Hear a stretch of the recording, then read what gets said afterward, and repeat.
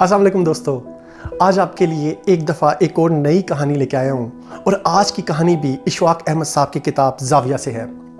आज की कहानी में मैं आपको बताऊँगा कि आप कहाँ रहते हैं। जी आपको बताऊँगा आप कहाँ रहते हैं। मैं ये बताऊँगा कि आप मेंटली तौर पे कहाँ पे रहते हैं। तो चलें जल्दी से आज की स्टोरी को स्टार्ट करते हैं। Story with Ahmad.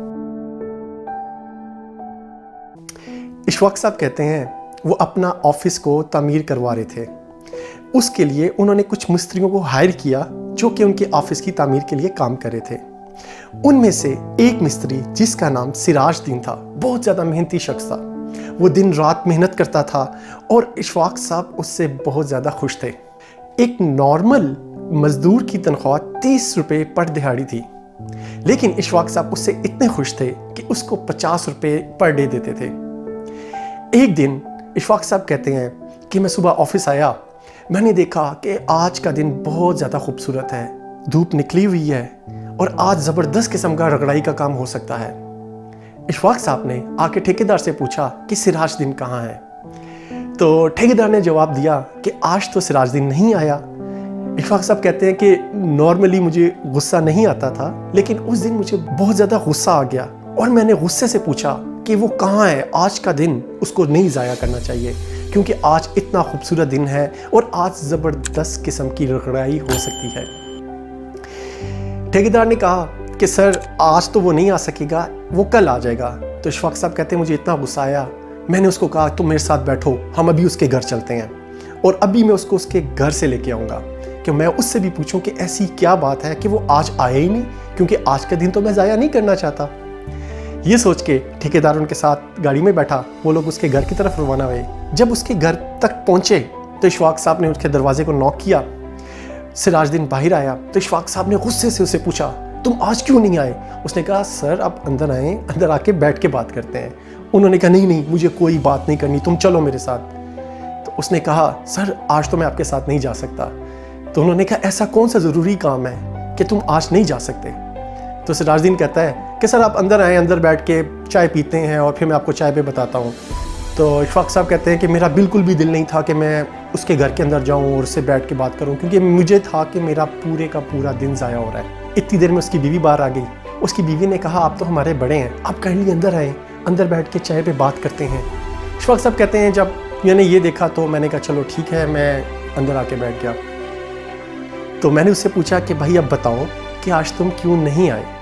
तो सिराजुद्दीन कहता है कि सर मैंने ना एक कनस्तर के अंदर नरगिस का फूल उगाया था, तो आज वो फूल खिल चुका है और उसकी महक इतनी खूबसूरत है कि मेरा दिल ही नहीं किया कि मैं काम पे आऊँ। ये सुनने की देर थी, इशफाक साहब गुस्से में आ गए। उन्होंने कहा कि तुम एक नरगिस के फूल की वजह से काम पे नहीं आए। उन्होंने कहा जी बिल्कुल, मैं इस मोमेंट को एंजॉय करना चाहता था क्योंकि ये इसकी महक इतनी खूबसूरत थी कि मेरा दिल नहीं चाहा कि मैं इसको छोड़ के आऊँ।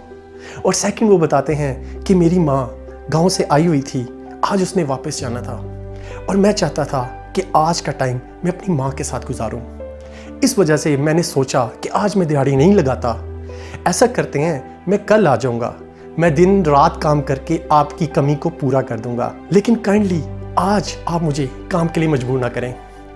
इशफाक साहब कहते हैं अगर मैं तुम्हें आज 500 रुपया दिहाड़ी दूँ तो क्या तुम आओगे।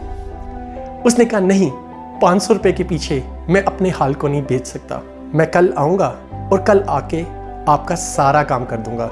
इशफाक से वापस आ गए और कहते हैं कि कुछ अरसे के बाद मैं एक दिन इस्लामाबाद में शकरपड़ियाँ की पहाड़ी पे बैठा हुआ था और मुझे एकदम से सिराजुद्दीन याद आ गया। मैंने सोचा कि लोग आइंस्टाइन को याद करते हैं या किसी और बड़े इंसान को याद करते हैं, लेकिन मुझे आज सिराजुद्दीन इसलिए याद आ रहा है क्योंकि वो एक ऐसा शख्स था जो अपने हाल में खुश रहता था और ऐसा खुशहाल इंसान आपको बहुत कम मिलते हैं। इशफाक साहब ने कहा मैं वहाँ पे बैठा, मैंने लंबे लंबे सांस लिए, ऑक्सीजन को एंजॉय किया और एक कप चाय पी और अपने प्रेजेंट लम्हे को एंजॉय किया और उसके साथ साथ मैं सिराजुद्दीन को दुआएं देता रहा कि ऐसे बंदा जिसने मुझे हाल में जीना सिखा दिया है। तो दोस्तों अपने आप से पूछें आप कहाँ पे रहते हैं। आप माजी में रहते हैं, आप हाल में रहते हैं या फ्यूचर में रहते हैं। कुछ लोग होते हैं जो अपनी ज़िंदगी का बहुत ज़्यादा टाइम पास्ट में गुजार देते हैं کچھ لوگ ایسے بھی ہوتے ہیں جو پاسٹ میں جاتے ہیں اور جا کے گم ہو جاتے ہیں، ان کا واپس آنے کا دل ہی نہیں کرتا۔ کچھ لوگ ایسے ہوتے ہیں جو اپنے پاسٹ کو یاد کر کے کہتے ہیں کتنا اچھا وقت تھا جب میں ڈپٹی کمشنر تھا، میرے آگے پیچھے لوگ ہوتے تھے، اور اپنے پورا ٹائم اپنے پاسٹ میں گزار دیتے ہیں اور اپنے حال کو انجوائے نہیں کرتے۔ تو دوستو، ہمیں چاہیے کہ ہم حال کے اندر خوش رہیں، اپنے پاسٹ کے اندر اتنا زیادہ نہ جائیں اور اپنے فیوچر کے خوف میں بھی مبتلا نہ ہوں۔ اسی بات سے مجھے یاد ایک اور سٹوری آئی جو کہ اشفاق احمد کی کتاب میں ہے۔ وہ کہتے ہیں کہ ایک بادشاہ تھا، ایک دن وہ اپنے وزیر سے بہت زیادہ ناراض ہو گیا۔ اس نے فیصلہ کیا کہ آج وہ اپنے وزیر کو قتل کر دے گا۔ اس نے حکم دیا کہ اس کو جیل میں ڈالو اور میں کل صبح آؤں گا اور اس کو اپنے سامنے مرتا ہوا دیکھوں گا۔ اگلے دن بادشاہ ایک خوبصورت گھوڑے پہ بیٹھ کے آیا جس کا رنگ وائٹ کلر کا تھا۔ اس نے کہا کہ اب وزیر کو لایا جائے اور میرے سامنے اس کا قتل کیا جائے۔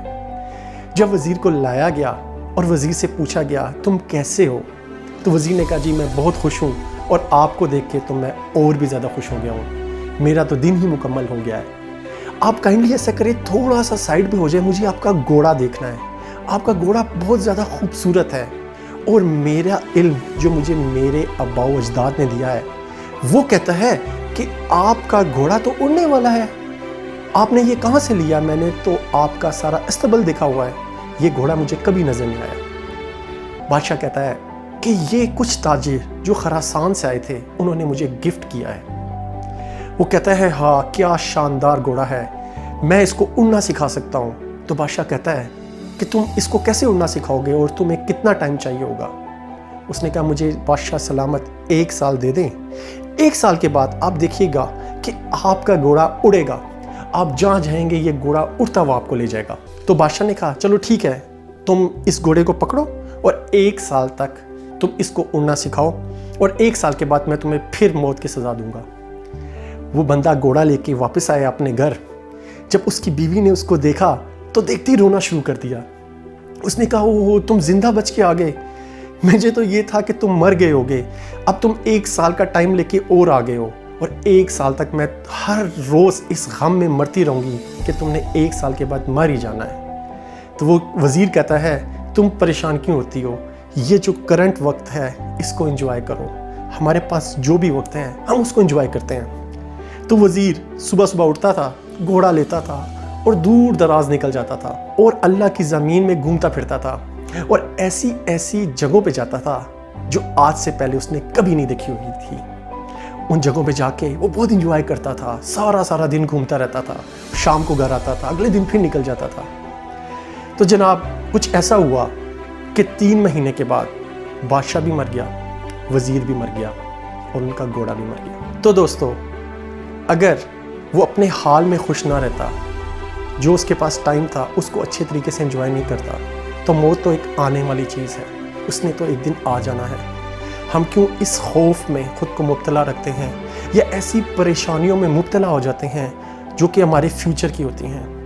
تو میں آپ کو یہ کہوں گا کہ آپ پاس سے واپس آئیں، اپنے کرنٹ کو انجوائے کریں، اور مستقبل کے خوف سے بے ڈر ہو جائیں، تو آپ دیکھیں گے کہ آپ کی زندگی میں ایک خوشگوار چینج آئے گا۔ امید کرتا ہوں آج کی سٹوری آپ کو پسند آئے گی۔ اگر آپ کو میری سٹوریز پسند آ رہی ہیں تو نیچے کمنٹس میں لکھیں، اور میں انشاءاللہ نیکسٹ ٹائم آپ کے لیے اور بھی اچھی سی سٹوریز لے کے آؤں گا۔ تو پھر ملتے ہیں نیکسٹ ٹائم، تب تک کے لیے اللہ حافظ۔